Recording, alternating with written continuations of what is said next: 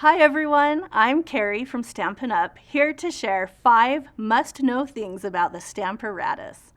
This is an amazing tool, and really I could talk about it all day, but we've decided to narrow down a lot of information into 5 important things you need to know.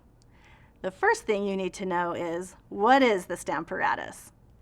The Stamparatus is a stamp positioning tool which will allow you to get your stamped images exactly where you want them. Let me show you the tool and walk you through the parts and pieces. The first part of the tool is the base. It's magnetic and there's 2 magnets on the back. And while I have this turned over, let's look at the non-skid feet. These are a fun feature that keeps the tool from sliding around on your work surface. But the magnets are what you will use to hold your paper in place when you're stamping. I also wanted to point out the grid lines and rulers on the base. They allow for easy measuring and aligning. We also have this available in metric measurements. Because these 2 slides are open, it makes room for a larger size of paper if that's what your project needs. Next, we have the foam mat. This is to use as a cushion when you are stamping with photopolymer stamps. And then we have 2 clear plates. The plates also have grid lines to help with alignment, and they have hinges down one side that attach to the base. The plates are reversible and they can be switched out as needed, so you actually have 4 stamping surfaces. And we'll talk more about these in a moment. The second thing you need to know about the Stamparatus is that it can be used with both photopolymer and red rubber stamps. Let me first show you how to use it with a red rubber set. I'm going to use the Grown with Love set and stamp an image that looks like this. This is our finished card. The Stamparatus makes it so easy to line up the flowers and the watering can. I recommend starting with a piece of paper that is larger than the size of paper you're going to need. So we'll stamp first and then cut the paper down with a framelit. So place the paper on your base and put your magnets down to hold it in place. And then you can place your stamp exactly where you want it to go on your paper. And then I'll bring a plate over and pick up the stamp with my clear plate. And now I will ink it up. I'm going to use Smoky Slate.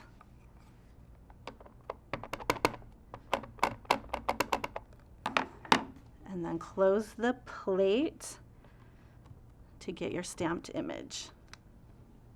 So there's my watering can. Now I'll place the flower image right where I want that to go. Close the second plate to pick up the stamp, and now I can ink that with Old Olive.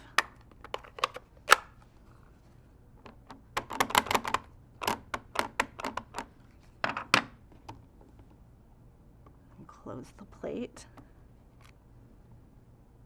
And there's my stamped image. So we have perfect placement on our image here. Now, like I mentioned, we could use a framelit to cut it out and then finish the card like this.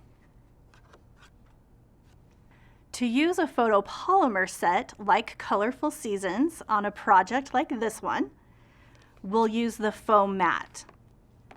Photopolymer stamps just give you a better image if they have a little bit of cushion.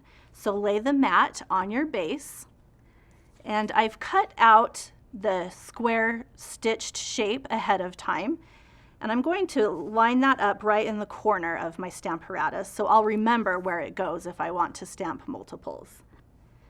And then I can use my magnets to hold it in place. And now we will stamp our chair, again by putting the seat where we want it on the paper. Pick it up with the plate.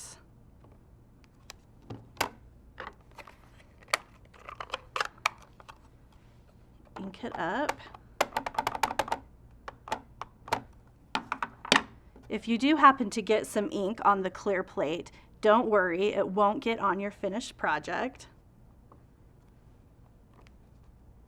So there's the first part. So when I stamped this, I didn't get quite the coverage that I was going for, but that's another great benefit of the Stamparatus. I can simply re-ink my stamp and put it down again because it's going to go in exactly the same place. I can give it a little bit more pressure and get a darker, more solid image.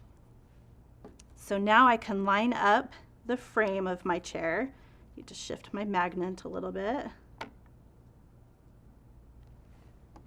We'll pick it up with the top mat.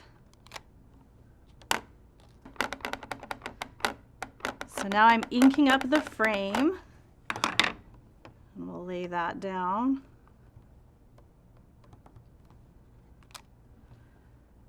And there's my finished image. It was so easy to line up. So that's how the Stamparatus works with our stamps. There's our finished chair. Now the third thing you need to know is how quickly and easily you can restamp and create multiples with the Stamparatus. For example, if I wanted to create a whole stack of these cards, I could simply line up another paper, hold it down with my magnets, and my stamps are already where I want them to go, so I can just re-ink them without even having to think about lining them up.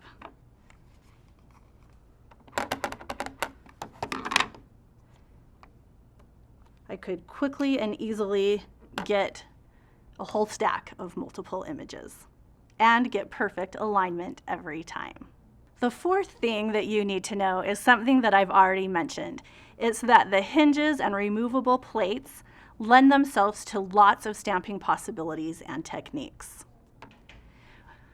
We've stamped some two-step images already, but the plates have 4 stamping surfaces, so you can easily align 3 and even 4-step images. This butterfly is a 4-step image, for example. We've got 3 colors on the wings and then the little center butterfly body. And I want to show you one more example of a technique that you can do with the hinges. I'm going to use the icing on the cake stamp set to create a pattern in the background of a project like this one. I've cut my piece of paper ahead of time, and the stamps are a little bit longer than my piece of paper. So to protect my mat and my work surface, I've actually cut a piece of grid paper that I can lay down on top of my mat just to protect the surface. So I'll put my paper down on my surface, put my magnets in place to hold it, and then line up my stamp where I want it to go. Whoops.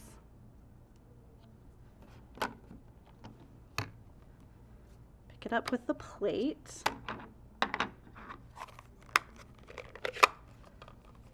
And I can ink it up. So I've stamped it once, and what I'm going to do is move my plate down 1 hinge.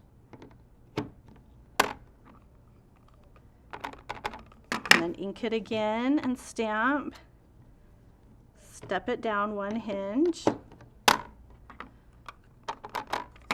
Ink it and stamp. So I think that you're getting the idea. I can also place a second stamp where I want it to go. And this time I'll flip my plate to the other side. Pick up this stamp, and I'll pick a coordinating ink color.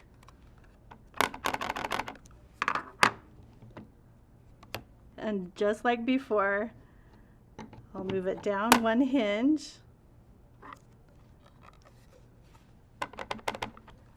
And just repeat that process.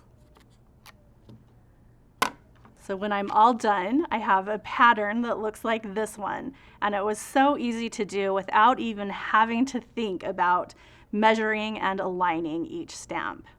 We call this the hinge step technique.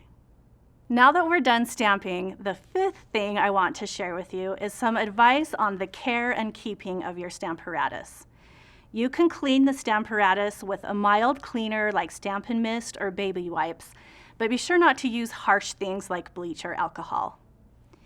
When you're finished stamping, you can store the magnets. On the back of the base, there's little cubbies, so you always know where to find them. And be careful with these bar magnets. They are very strong, so you need to be careful not to let them attract to each other because they can snap together with enough force to actually break, so watch out for that. And finally, be sure to remove the plates from the hinges when they're not in use. If you try to close the plates while they are in the hinges, you can see that it doesn't close all the way, and it could even cause the hinges to break. So be sure to remove those for storage. So there are 5 important things to know about the Stamparatus.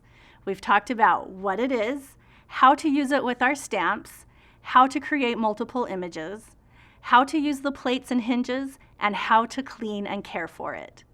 Thanks so much for joining me today to learn more about this amazing tool.